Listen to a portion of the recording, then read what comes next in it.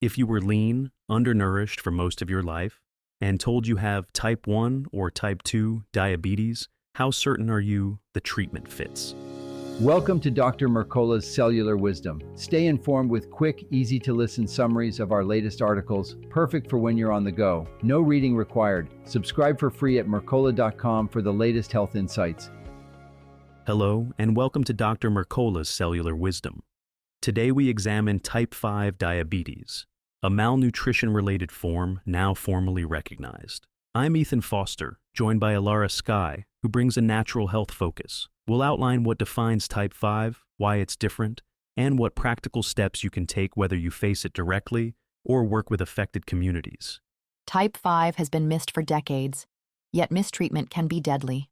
Lifelong malnutrition impairs your pancreas, leaving you without enough insulin even though the usual causes of diabetes aren't present. Blood sugar climbs and stays high.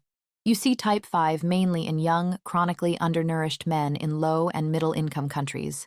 They're lean, often with a body mass index under 19, yet carry dangerously high blood sugar that often persists despite limited medical care.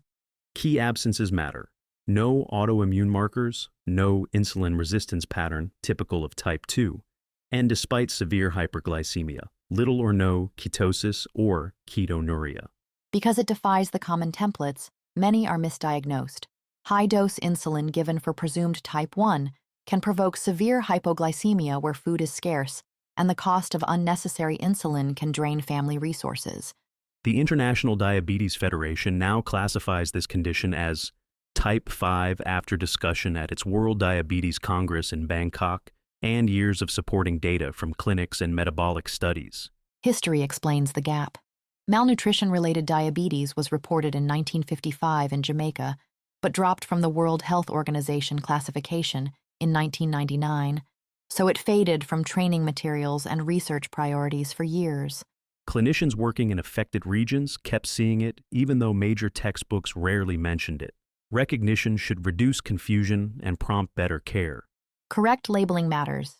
It can prevent overtreatment, lower costs, and most importantly, reduce life-threatening lows in settings where food is limited. Mechanistically, prolonged early malnutrition, especially protein deficiency, may stunt pancreatic development, so you never build normal insulin secreting capacity. Later in life, your pancreas simply can't keep up. Evidence backs that. In 73 Asian Indian men studied metabolically, those meeting the type 5 profile produced far less insulin than healthy subjects or people with type 2. Underproduction, not resistance, drove their high glucose. Clinically, extreme blood sugar rises occur without ketones and without excess body fat. So, quick diagnostic shortcuts can mislead, and the wrong treatment path begins. When misclassified, people receive insulin programs meant for autoimmune destruction. More cautious, lower dosing is typically safer for this group, which remains sensitive to insulin when it is available. Nutritional rebuilding is a logical priority. Increasing protein and correcting micronutrient deficits may improve remaining pancreatic function, though formal trials are still ahead and guidance is preliminary. Guidelines are coming. A global working group is developing diagnostic and treatment recommendations tailored to this population's unique features, targeting completion within about 2 years. Cell-level clues appear in a 2022 diabetes care study, comparing South Indian men across lean diabetes, type 1, type 2, and 2 non-diabetic control groups under tightly controlled conditions. The lean diabetes group, representing type 5, showed very low insulin output, yet high insulin sensitivity in liver and muscle, the opposite of classic type 2, where resistance dominates. Even so, glucose stayed high because the insulin signal was weak. Your tissues were ready. Not enough insulin arrived to drive sugar into cells quickly. These participants also carried far less liver and visceral fat than the type 2 group, so fat-driven inflammation wasn't blocking insulin's action.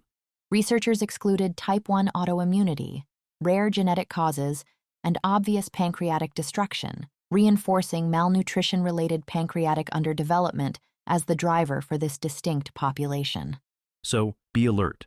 If you're lean, have a history of undernutrition, and persistent high glucose without ketones, ask whether type 5 better explains your labs.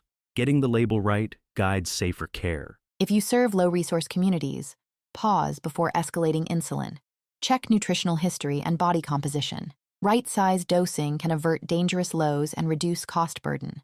Most listeners contend with the far more common type 2 risk, and the article outlines root cause steps to support insulin by improving mitochondrial health and lowering cellular stress.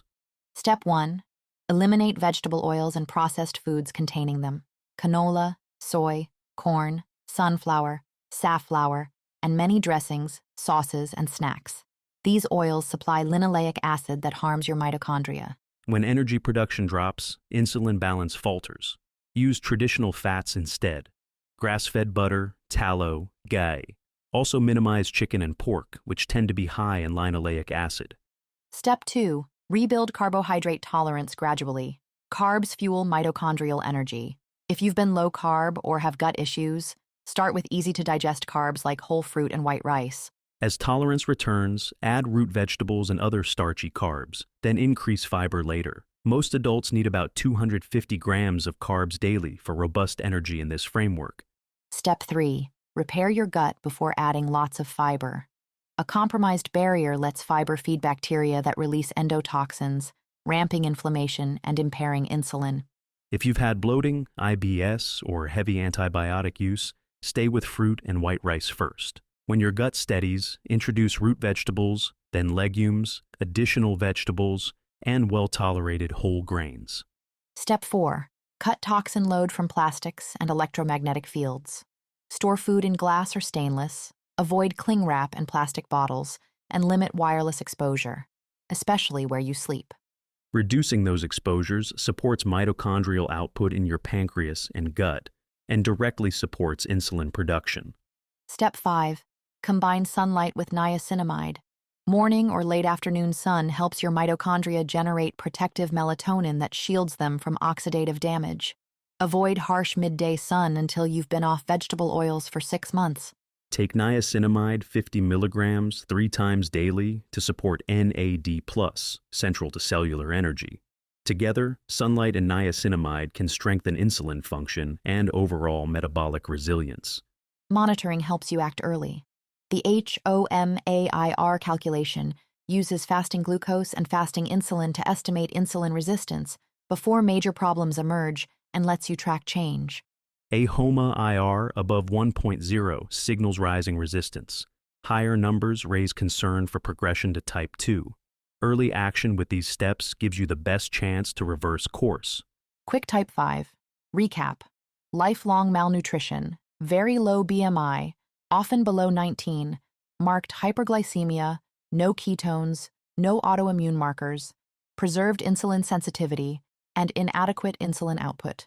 Different biology demands different management. Spotting that pattern prevents overtreatment, lowers hypoglycemia risk, and directs attention to nutritional rebuilding. Here's your challenge. Today, check ingredient labels and cut vegetable oils from what you buy or prepare. Replace them with traditional fats.